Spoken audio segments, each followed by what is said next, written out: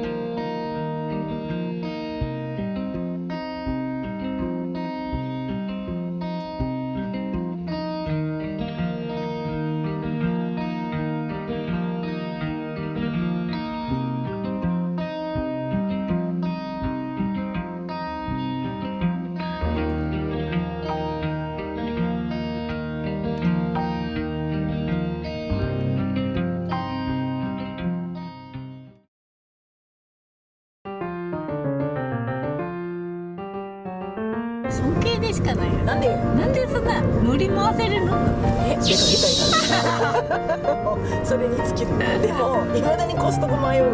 だからごめん、多分次行っても迷うよ。すごいよね、ぽんちゃんすごいわ。やっぱりポンがさ、急病の時とかね、すぐ行こうってのできるじゃない。それはわかる。だからそれが一番ありがたいかな。お父さんも予定を待たなくて天気を気にしなくていけるっていうのが。